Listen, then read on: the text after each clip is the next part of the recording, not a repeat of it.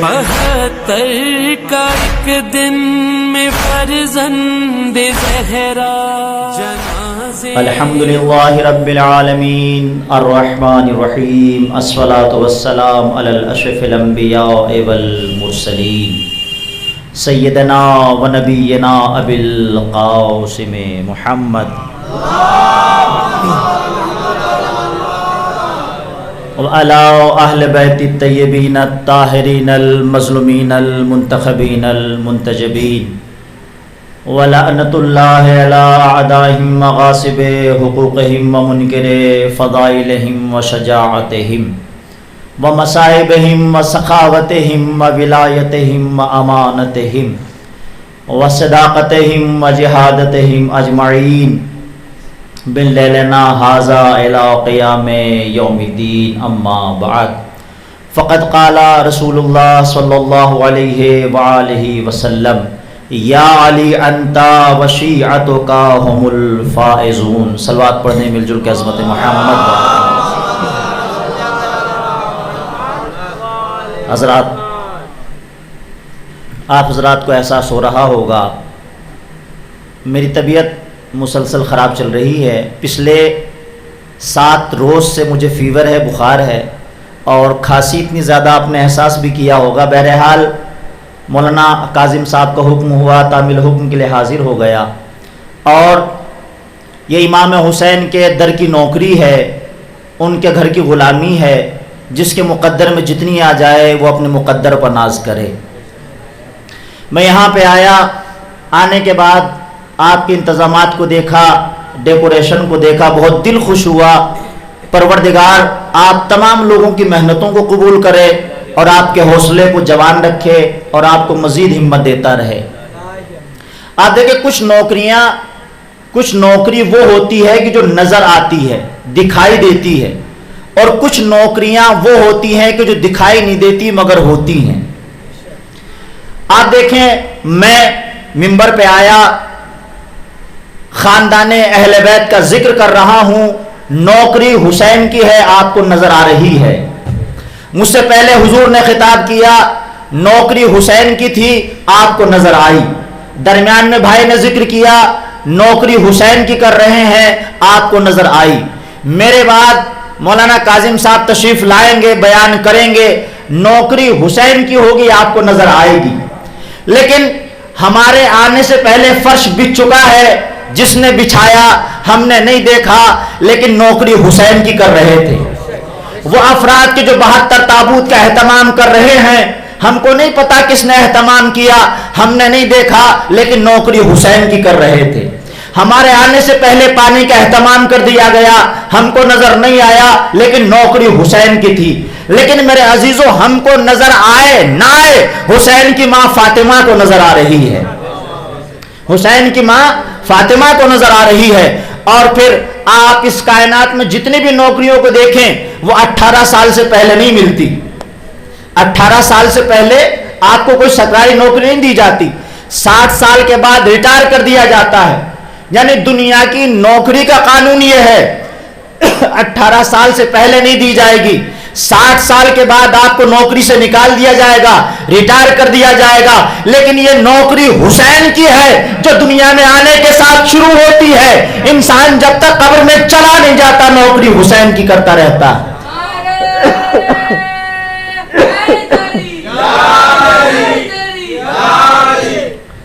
اور جیسے انسان دنیا میں آیا، چھوٹا سا بچہ ہے، ماں کی آغوش میں آیا، سینے پہ ہاتھ چلا گیا. آپ نے کہا چھوٹا سا بچہ ہے، نعرے لگا رہا ہے. آپ نے اس چھوٹے سے بچے کو دیکھا، اس نے نعرہ حیدری آیا تو اپنے ہاتھ کو بلند کر دیا.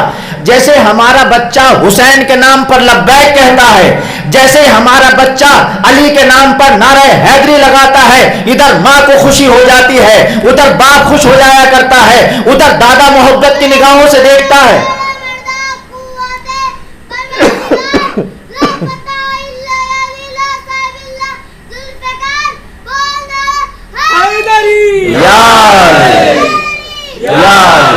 اب جیسے بچے نے نعرہ حیدری لگایا، ہمارا دل خوش ہو جاتا ہے، ماں محبت بھری نگاہوں سے دیکھتی ہے۔ میں نے کہا آخر ہو کیا گیا؟ بچے نے فقط علی کا نام لیا، آپ کے چہروں پر مسکراہٹ آ گئی۔ تو ایک مرتبہ سب نے کہا مولانا آپ نہیں جانتے، اس کا نعرہ حیدری لگانا اس بات کی دلیل ہے کہ اس کی رگوں میں پاک لہو دوڑ رہا ہے۔ شاعر کہتا ہے کہ حیدر جو تیرے نام کا نعرہ نہیں لگتا، حیدر جو تیرے نام کا نعرہ نہیں لگتا، مجلسوں کے جلسہ مگر اچھا نہیں لگتا۔ حیدر جو تیرے نام کا نعرہ نہیں لگتا، مجلسوں کے جلسہ مگر اچھا نہیں لگتا۔ ایک تعزیہ مظلوم کا جب رکھ لیا گھر میں، جنت کا محل بھی میرے گھر سا نہیں لگتا، جنت کا محل بھی میرے گھر سا نہیں لگتا۔ اور جو ماں کی آغوش میں نہ کرے شاہ کا ماتم، نعرہ تکبیر، نعرہ تکبیر، نعرہ رسالت، نعرہ رسالت، یا رسول اللہ، نعرہ حیدری، نعرہ حیدری، یا علی، حسینیت زندہ باد، حسینیت، زندہ باد، امام زمانہ، زندہ باد، امام زمانہ، نعرہ صلوات۔ اللہم ایک تعزیہ مظلوم کا جب رکھ لیا گھر میں، جنت کا محل بھی میرے گھر سا نہیں لگتا۔ اور جو گود میں ماں کی نہ کرے شاہ کا ماتم، جو گود میں ماں کی نہ کرے شاہ کا ماتم، اپنا بھی جو بچہ ہو تو اچھا نہیں لگتا۔ صلوات پڑھیں محمد والے محمد پر۔ جو بے صدا ہے وہ زہرا ضرور بولے گا، کبھی نہ بولنے والے ضرور بولے گا۔ جناب میثاق کمبر کی قسم دے دو یارو، علی کے نام پہ گنگا ضرور بولے گا۔ نعرہ حیدر! علی کا بغض چھپانے سے چھپ نہیں سکتا، بے شک کہ علی کا بغض چھپانے سے چھپ نہیں سکتا۔ زبان نہ بولے چہرہ ضرور بولے گا۔ بے شک زمانہ کھل نہ پائے منافقوں کی نماز، زمانہ کھل نہ پائے منافقوں کی نماز، لیکن حسین کی سجدے ضرور بولے گا۔ سبحان اللہ، سبحان اللہ۔ لبیک یا حسین، لبیک یا حسین۔ میں نے جس حدیث مبارک کی تلاوت کا شرف حاصل کیا، ہمارے نبی نے ارشاد فرمایا یا علی انتا وشیعتک ہم الفائزون، اے علی تم بھی کامیاب ہو اور جو تمہارے چاہنے والے ہیں وہ بھی کامیاب ہیں۔ توجہ چاہتا ہوں، یا علی نبی نے فرمایا یا علی تم بھی کامیاب ہو اور تمہارے چاہنے والے بھی کامیاب ہیں۔ اب جب نبی کی حدیث آ گئی کہ علی اور علی کے شیعہ، علی کے چاہنے والے کامیاب ہیں، تو اس بات میں شک نہیں رہ جاتا کہ جو علی والا ہوگا وہ جنت میں جائے گا۔ توجہ چاہتا ہوں، جب نبی کی حدیث آ گئی تو شک نہیں رہ جاتا جو علی والا ہوگا وہ کہاں جائے گا۔ دیکھیں آپ سمجھ رہے ہیں، تھوڑا احساس کرائیے کہ آپ سمجھ بھی رہے ہیں۔ جو علی والا ہوگا وہ کہاں جائے گا؟ جنت میں۔ ہم یہ تو جائیں گے، ہم نہیں جائیں گے تو کون جائے گا بھائی، جنت ہماری ہے۔ جو علی والا ہوگا کہاں جائے گا؟ جنت میں۔ نبی کی حدیث سے شک نہیں رہ جاتا، لیکن نبی نے فرمایا یا علی تمہارا شیعہ جنت میں جائے گا، تو اس بات میں شک نہیں کہ جو شیعہ ہے وہ جنت میں جائے گا، لیکن ہم کو یہ جاننا پڑے گا کہ شیعہ کہتے کسے ہیں، شیعہ کہتے کسے ہیں۔ آیا ہر وہ انسان جو یا علی یا علی یا علی دن رات کہتا رہے وہ شیعہ ہو جائے گا؟ جو دن رات علی علی کی محبت کا دم بھرے وہ جنت میں چلا جائے گا؟ نہیں میرے عزیزوں، خود علی نے اپنے چاہنے والوں کو دو حصوں میں تقسیم کیا۔ خود علی نے اپنے چاہنے والوں کو، اپنے سے محبت کرنے والوں کو دو حصوں میں ڈیوائیڈ کر دیا، دو فرقوں میں بانٹ دیا۔ کیا وہ کیا؟ امام نے فرمایا کہ بعض کچھ میرے چاہنے والے وہ ہیں کہ جو میرے شیعہ ہیں، لیکن بعض وہ ہیں کہ جو سے محبت تو کرتے ہیں لیکن میرے شیعہ نہیں بلکہ میرے موالی ہیں۔ آپ دیکھیں بہت سے موالی بھی پائے جاتے ہیں، گروہ پیدا ہو گیا کہ جو موالیوں کا گروہ ہے۔ امام نے کہا بعض میرے چاہنے والے شیعہ ہیں اور بعض مجھ سے محبت کرنے والے کیا ہیں؟ موالی۔ تعریف کروں گا تو بات سمجھ میں آئے گی۔ اور یہ کوئی بات میں اپنی طرف سے نہیں کہہ رہا ہوں، بلکہ خود امام کا زمانہ ہے، مولا کائنات کا زمانہ ہے. ایک شخص آ گیا، آنے کے بعد کہتا مولا میں آپ کا شیعہ ہوں. آنے والا کہتا ہے کس سے؟ امام سے، پہلے امام سے، مولا علی سے.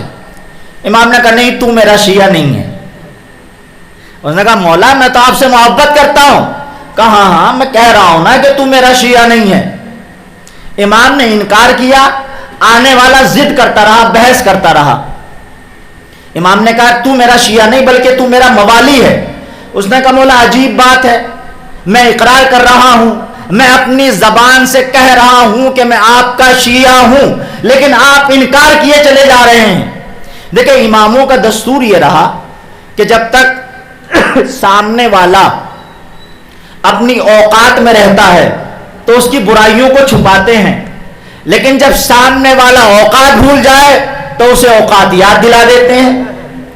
اب یہ سامنے والا اپنی اوقات بھول گیا، امام سے کہنے لگا مولا میں آپ کا شیعہ ہوں. امام نے انکار کیا. اس نے بحث کی مولا میں کہہ رہا ہوں نا کہ آپ کا شیعہ ہو. اب جملہ اگر آپ کے دلوں کو اتر جائے تو میری طرف سے سبحان اللہ ہے. امام نے کہا انکار کیا، اس نے اصرار کیا. امام نے کہا اگر تم میرا شیعہ ہوتا تو میرے کہنے کے بعد چپ ہو جاتا، بحث نہ کرتا. دل مولا علی مولا، علی مولا. امام نے کہا اگر تو میرا شیعہ ہوتا تو میرے کہنے کے بعد چپ ہو جاتا، بحث نہ کرتا. میرے کہنے کے بعد تیرا بحث کرنا بتاتا ہے کہ تو میرا شیعہ نہیں ہے. اور اگر تو میرا شیعہ ہوتا تو بحث نہ کرتا. تیرا بحث کرنا یہ بتاتا ہے کہ میری محبت تیرے گلے میں اٹک گئی، تیرے دل میں نہیں اتری. تمہارے دل میں میری محبت نہیں اتری ہے. اس نے کہا مولا اچھا آپ جانتے ہیں کہ میں آپ کے واقعی شیعہ نہیں ہوں. اچھا جب آپ جانتے ہیں اور آپ سمجھ گئے تو پھر بتائیے آخر وجہ کیا ہے. مولا علی نے کہا تو میرا شیعہ نہیں ہے بلکہ تیری بیوی میری شیعہ ہے، تیری بیوی میری شیعہ ہے. اس نے کہا مولا آپ تو جانتے ہیں، اس کا مطلب آپ تو دل کے حال سے واقف ہیں کہ میں آپ کا شیعہ نہیں بلکہ میری بیوی آپ کی پکی شیعہ ہے. اچھا پھر یہ بتائیے میں یہاں کیوں آیا. دیکھیں آنے والے کا سوال یہ بتاتا ہے کہ اس کا عقیدہ کمزور ہے. توجہ چاہتا ہوں، آنے والے کا سوال یہ بتاتا ہے کہ عقیدہ کمزور ہے. چونکہ اگر عقیدہ مضبوط ہوتا تو یہ نہ کہتا بتائیے کیوں آیا، بلکہ کہتا مولا آپ تو دلوں کے حال سے واقف ہیں، آپ تو سمجھ چکے ہوں گے میں یہاں کیوں آیا. مولا آپ تو سمجھ چکے ہوں گے میں کیوں آیا. امام نے کہا سن اگر جاننا چاہتا ہے تیری بیوی بیمار ہے، تیری بیوی بیمار ہے تو فلاں ڈاکٹر کے پاس گیا، اس نے کہا بچے گی نہیں. فلاں حکیم کے پاس گیا، اس نے کہا بچنے کی امید نہیں. فلاں چوراہے پر گیا، اس نے موت کا پروانہ لکھ دیا کہ صاحب بچنے کی امید نہیں. تو سب کے پاس جاتا رہا، ہر کوئی تجھے موت کا پیغام سناتا رہا. تیری بیوی کہتی رہی کہ علی کے پاس چلا جا لیکن تو نہ آیا. تیری بیوی کہتی رہی کہ علی کے پاس چلا جا لیکن تم نہ آیا. لیکن جب سب جگہ سے موت کا پروانہ مل گیا، جب سب نے کہہ دیا بچنے کی امید نہیں، تو میرے پاس آیا ہے.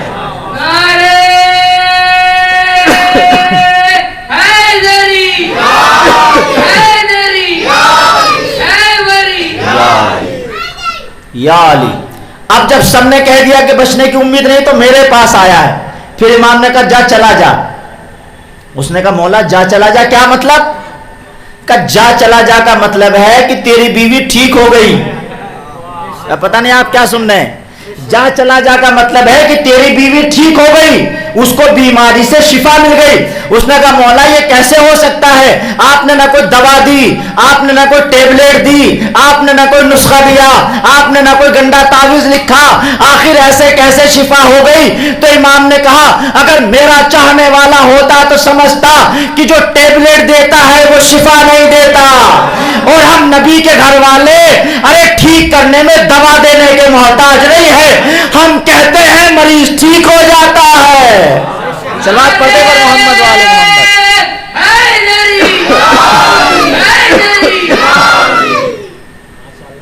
ہم نبی کے گھر والے دوا دینے میں، یہ دور کروں اس کو تھوڑا فاصلے سے، آواز نہیں آ رہی کہ صاحب ہاں دیکھیں آواز سمجھ میں آنی چاہیے، بل پتہ چلا کہ ہم نے محنت کر لی، آپ کو سنائی بھی نہیں دیا، محنت کا خون ہو جائے گا. ایک سلوات پڑھ دے مل جل کر عظمت محمد والے محمد پر.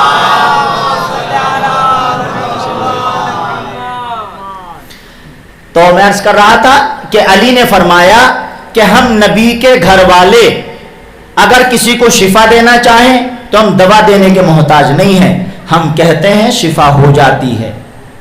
اور دنیا کے جو ڈاکٹر دوا دیتے ہیں وہ بھی ہم ہی سے دعا کرتے ہیں کہ مولا دوا تمہارے نام کے بھروسے دی ہے، اس دوا میں شفا عطا کر دیجئے.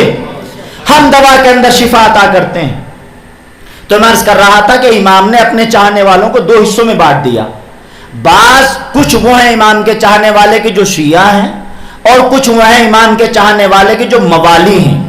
اچھا موالی بھی محبت تو کرتا ہے، جو موالی ہوتے ہیں نا ملنگی، ملنگ ٹائپ جن کو آپ کہہ لیں، وہ بھی علی سے محبت کرتے ہیں، لیکن وہ علی سے محبت کرنے کے باوجود حق پر نہیں ہوتے، اس لیے کہ ان کے یہاں عقیدہ تو پایا جاتا ہے، عمل کی منزل میں کوڑے ہیں. دیکھیں دو چیز عقیدہ اور عمل. عقیدہ مثلا دل میں یقین کہ انسان دل سے اللہ کو مانے، نبی کو مانے، علی کو مانے، حسن کو مانے، حسین کو مانے اور ان کے مرتبے کے اعتبار سے مانے. اور عمل کہ نماز پڑھے، روزہ رکھے، حج کرے، خمس ادا کرے، زکوٰۃ کرے، یہ عمل کہلاتا ہے. دو چیزیں عقیدہ اور عمل. نہ تو فقط عمل کام آتا ہے، انسان فقط نماز پڑھے، اللہ اللہ دن رات کرے تو جنت میں نہیں جائے گا. اگر دن رات علی علی کرتا رہے تو جنت میں نہیں جائے گا. علی علی بھی کرنا ہوگا، نماز بھی پڑھنا ہوگی. علی علی کے ساتھ نماز پڑھو گے تو جنت میں چلے جاؤ گے. فقط نماز کرتے رہے تو جنت ملنے والی نہیں. اگر فقط علی علی کرتے رہے تو جنت ملنے والی نہیں. آپ کہیں گے دلیل؟ دیکھیں نماز کے ذریعے جنت نہیں ملے گی. فقط اگر صرف اور صرف نماز کے ذریعے جنت ملتی تو شیطان سے زیادہ کس نے عبادت کی بھیا؟ ارے دنیا کے چپے چپے پر شیطان کے سجدوں کے نشان تھے، لیکن علی کو نہیں مانتا تھا. اور یہ موالی ملنگی فقط علی کو مانتا ہے، نماز نہیں پڑھتا. خدا نے کہا تو بھی جہنم میں جائے گا، تو بھی جہنم میں جائے گا. ارے جنت میں تو وہ جائے گا جو علی علی بھی کرے، نماز بھی پڑھے.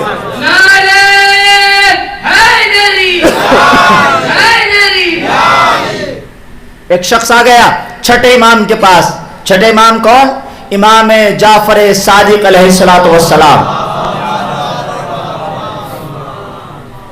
آ کے کہنے لگا مولا میں آپ کا شیعہ ہوں. امام نے کہا نہیں تو ہمارا شیعہ نہیں ہے، تو ہمارا موالی ہے. اس نے کہا مولا شیعہ ہوتا کون ہے؟ اب امام تعریف کر رہے ہیں. امام نے کہا شیعۃ مرتبۃ شریفہ لا یدرکھا الا الشریف. چھٹے امام نے ارشاد فرمایا شیعہ تو وہ عظیم اور بہت بڑا مرتبہ ہے جو ہر کسی کو حاصل نہیں ہوتا مگر اس کو کہ جو شریف ہو. اچھا یہ شریف اردو والا شریف نہیں ہے کہ بہت سیدھا ہے، بہت بھولا ہے اور بڑا اچھا ہے، بلکہ عربی زبان والا شریف ہے. عربی زبان میں شریف اسے کہا جاتا ہے کہ جس کے لہو میں طہارت ہو. پتا چلا اگر لہو پاک ہوتا ہے تو دل کی بستی میں علی بستا ہے، اگر کسی کا لہو پاک نہ ہو تو دل میں علی نہیں آیا کرتا. علی کی محبت کے لیے شرط کیا ہے؟ خون کا پاک ہونا. اگر خون پاک ہوتا ہے تو دل میں علی بستا ہے. جملہ جہاں تک پہنچ جائے تو میری طرف سے سبحان اللہ ہے کہ علی صنم قدوں میں نہیں آتا بلکہ دل کی بستی میں بسا کرتا ہے. ایک سلوات پڑھ دے بر محمد والے محمد.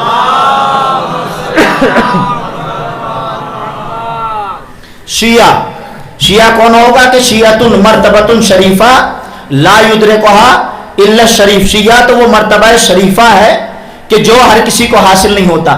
اچھا امام نے کہا کیوں؟ اس لیے کہا اس لیے کہ جو موالی ہوتا ہے، جو ملنگی ہوتا ہے، ملنگی جانتے ہیں آپ لوگ؟ بہت سے لوگ ملنگ ہوتے ہیں. ملنگی جیسے نصیری ہیں، صرف علی علی کرتے ہیں، علی کو ہی سب کچھ مانتے ہیں، باقی کسی کو نہیں مانتے، وہ ملنگی نصیری کہلاتے ہیں. یہ اس لیے ان کی مذمت کی گئی اس لیے کہ ان کے بہکنے کے چانسز بہت زیادہ ہوتے ہیں، ان کے سیدھے راستے سے بھٹکنے کی چانسز بہت زیادہ ہوتے ہیں. روایتیں بیان کرتی ہیں کہ ایک ملنگی تھا جس کا نام تھا ابی بن ابی کعب. کیا نام تھا؟ ابی بن ابی کعب. یہ پہلے مولا علی کا ساتھی تھا، مولا علی کا دوست تھا یہ پہلے، لیکن چونکہ ملنگی تھا، چونکہ موالی تھا، لہذا بہک گیا. امام کی طرف سے جنگیں بھی اس نے لڑی ہیں, امام کا ساتھ بھی دیا ہے, لیکن چونکہ موالی تھا لہذا بہک گیا اور بعد میں امام علی کا دشمن ہو گیا. ایک دن اس کی ملاقات مولا علی کے نوکر جناب سلمان فارسی سے ہو گئی. کس سے ہو گئی؟ جناب سلمان فارسی سے. نام تو آپ سب لوگ بول ہی سکتے ہیں, بولے تاکہ لگے کہ آپ سن رہے ہیں. آپ نہ بولے, میں بول رہا ہوں اور میں کہتا ہوں کہ سبحان اللہ, آپ نہ کہیے گا, میری طرف سے سبحان اللہ ہے. بس چہروں سے لگے آپ کے.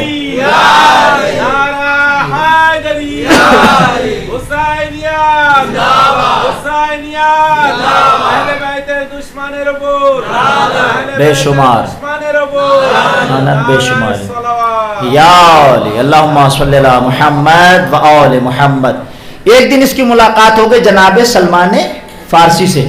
اچھا, جناب سلمان فارسی کے پاس کوئی بینک بیلنس یا کوئی دنیا کی دولت نہیں تھی کہ باغ ہو, پراپرٹی ہو, بینک بیلنس ہو, ایسا کچھ جناب سلمان کے پاس نہیں تھا.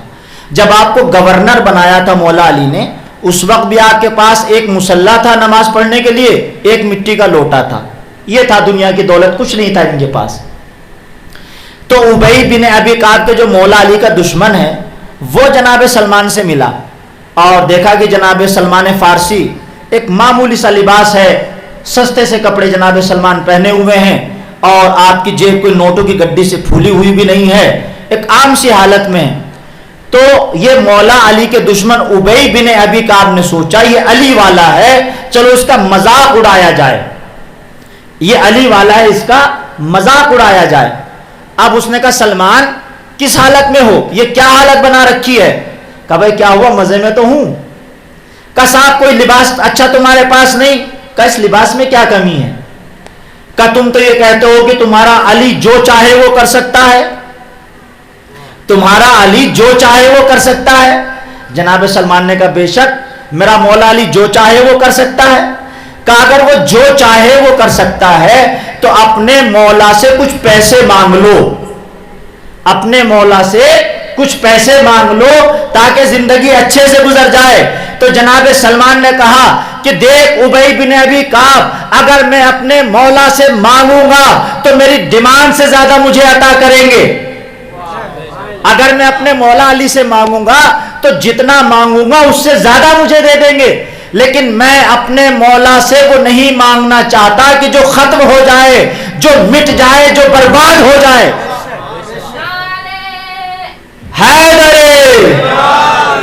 میں اپنے مولا سے وہ نہیں مانگنا چاہتا کہ جو مٹ جائے, جو ختم ہو جائے, جو برباد ہو جائے. میں تو اپنے مولا سے وہ مانگنا چاہتا ہوں کہ جو ہمیشہ ہمیشہ باقی رہنے والا ہے. کہ سلمان یہ تو بتا وہ کیا ہے کہ جو مٹ جائے گا, ختم ہو جائے گا, وہ کیا ہے جو باقی رہنے والا ہے؟ تو جناب سلمان نے کہا وہ دولت ہے, وہ روپیہ ہے, وہ پیسہ ہے, اگر مولا سے مانگوں گا تو ختم ہو جائے گا. ارے میں تو اپنے مولا سے عزت مانگنا چاہتا ہوں کہ جو کبھی ختم نہیں ہوتی. اور سن ابی بن ابی کعب, ارے عزت ملتی بھی علی کے گھرانے سے ہے. صلوات پڑھ دے پر محمد والے محمد.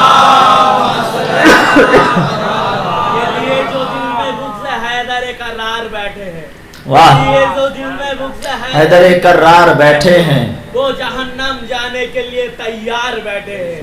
ارے بس کے کہاں جاؤ گے موصورہ قاتل سرور, خود تمہارا موت بن کے تخت پہ مختار بیٹھے ہیں. جزاک اللہ. یا علی, یا علی. آپ کے جناب سلمان نے کہا میں علی سے دولت مانگنا نہیں چاہتا, دولت تو ختم ہو جائے گی, میں تو علی سے عزت مانگنا چاہتا ہوں, عزت ہمیشہ باقی رہنے والی ہے. اور سن ابی بن ابی کعب, عزت ملتی بھی علی کے در پہ ہے. جب انسان علی کے دروازے پر جھک جایا کرتا ہے, جتنا جھکتا چلا جاتا ہے اتنا ہی بڑا بنتا چلا جاتا ہے. شاعر کہتا ہے کہ ملے دلے ہوئے گوٹے دکھائی دیتے ہیں اور کھڑے جو بنتے تھے کھوٹے دکھائی دیتے ہیں.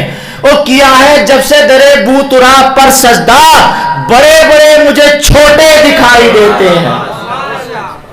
تو کیا ہوا کہ علی کے در سے عزت مانگنا چاہتا ہوں. دیکھیں مانگنے کا سلیقہ آنا ضرور. بس آخری بات, وقت میرا تمام ہو رہا ہے, مولانا آئیں گے آپ سے خطاب کریں گے.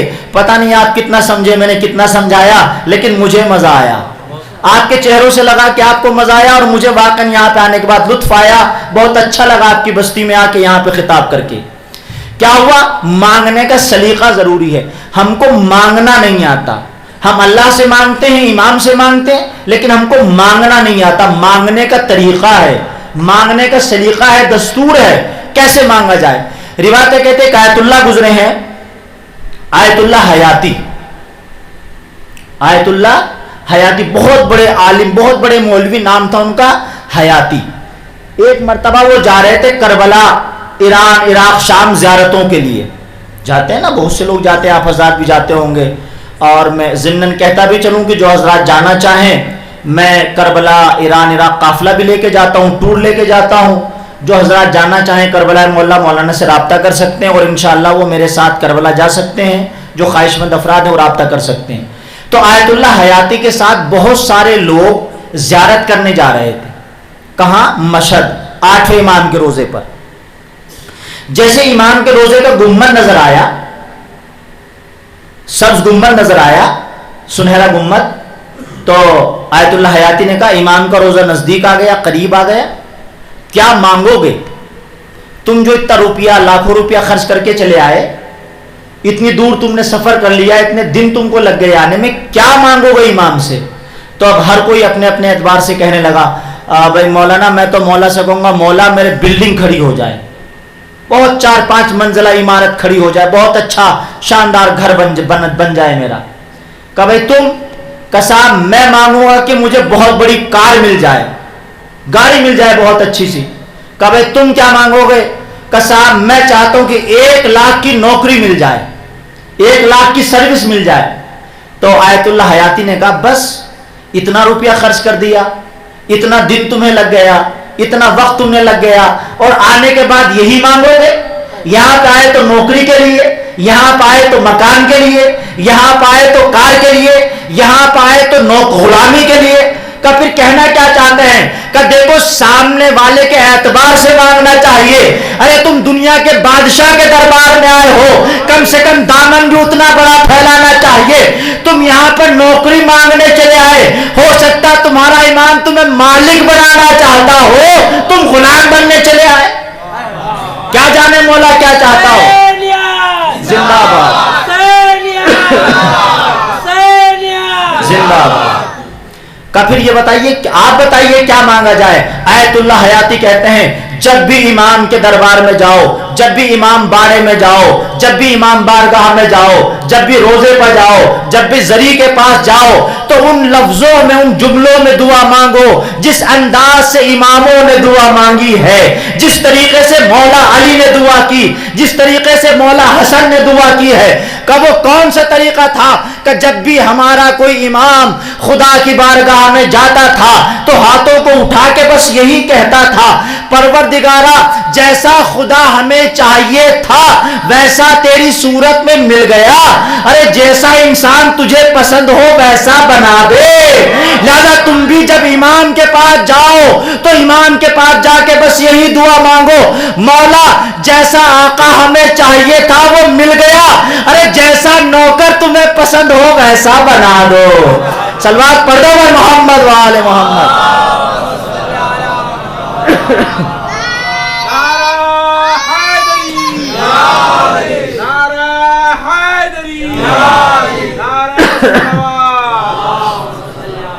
جب بھی امام کے دربار میں جاؤ تو کہو مولا جیسا آقا, جیسا سلطان, جیسا بادشاہ ہمیں چاہیے تھا وہ آپ کی صورت میں مل گیا, اب جیسا غلام آپ کو پسند ہو ویسا بنا دو. پھر مولا جو چاہیں وہ بنا دے, جو بنائیں گے وہ اچھا ہی ہوگا, جو بنائیں گے وہ بہتر ہی ہوگا.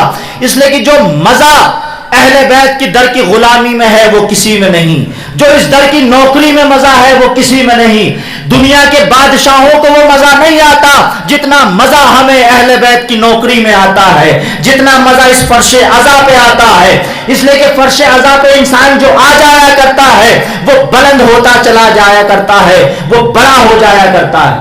کہ کیا مٹائیں گے بھلا ہم کو مٹانے والے, کہ کیا مٹائیں گے بھلا ہم کو مٹانے والے, چاہے بچھا دے بارود یہ زمانے والے, کہ چاہے بچھا دے بارود یہ زمانے والے, چاہے کہ ये क्या मिटाएंगे भला हमको मिटाने वाले, चाहे बिछा दे बारूद ये जमाने वाले।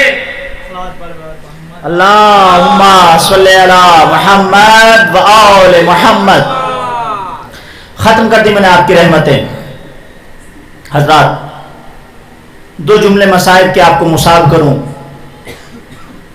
मैदान करबला में अगर आप देखें किन किन लोगों ने अपनी कुर्बानियों को पेश कर दिया, कैसे कैसे असहाब ने अपनी कुर्बानी इमाम हुसैन के नाम पर अपनी जान को कुर्बान कर दिया।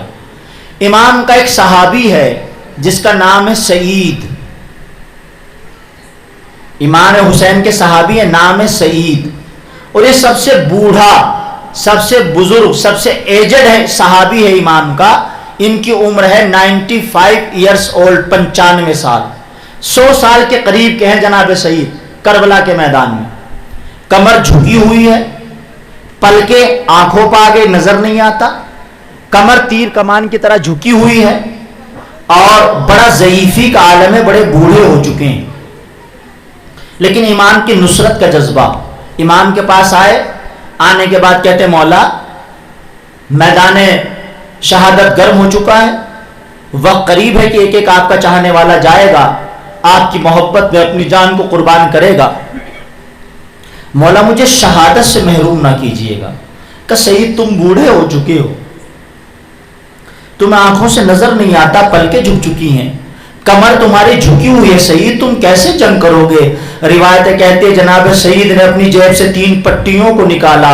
3 पट्टियों को निकालने के बाद का मौला एक पट्टी को अपनी भवों से ऊपर बांधा। का मौला देखिए मैंने अपनी भवों को बांध लिया, मुझे दूर तक नजर आने लगा। एक पट्टी से अपनी कमर को बांध लिया। का मौला मेरी कमर जो झुक चुकी थी अब पट्टे के बांधने से सीधी हो गई। मौला ये तीसरी पट्टी लेके आया, जब मैं घोड़े पर बैठ जाऊं, अरे मेरे पैरों को बांध दीजिएगा ताकि घोड़े से न गिर सकूं। एक मर्तबा का मौला मुझे शहादत से महरूम न कीजिए। का सईद अरे तुम तो सबसे पहले शहीद हो जाओगे, जोहर की नमाज का वक्त आ गया। अरे सईद हम नमाज पढ़ते हैं, तुम नमाज की हिफाजत करो। जनाब सईद इमाम के आगे खड़े हुए, इमाम ने मुसल्ला बिछाया, हुसैन ने नमाज जोहर पढ़ना शुरू कर दिया। रावी कहता है इमाम ने नमाज को शुरू किया, अरे तीर आके सईद के सीने पर लगा, लेकिन अल्लाह अल्लाह जब तीर लगे तो हाथों का सहारा होता है ना, लेकिन हाँ अरे सईद कमर को थामे हुए हाथ कैसे बढ़ाए, दूसरा तीर पेशानी पर लगा, अरे तीर पर तीर लगते रहे, अरे 13 तीर सईद के जिस्म पर लगे, सईद डगमगाने लगे। बस आंखों को उठा के का परवरदिगारा इतनी जिंदगी दे दे मेरे हुसैन की नमाज हो जाए। इधर हुसैन ने नमाज को तमाम किया, सईद गिरने लगे, हुसैन ने सहारा दिया। सईद ने कहा आका इतना बता दीजिए आप राजी तो हो? मौला ने गिरिया किया, ए सईद तुमने दोस्ती के हक को अदा कर दिया, अरे मैं भी राजी, मेरी माँ फातिमा राजी, मेरा खुदा तुमसे राजी। सईद तुम जन्नत में जाओ, बहुत जल्द तुमसे मुलाकात होगी। इन्ना लिल्लाहि व इन्ना इलैहि राजिऊन।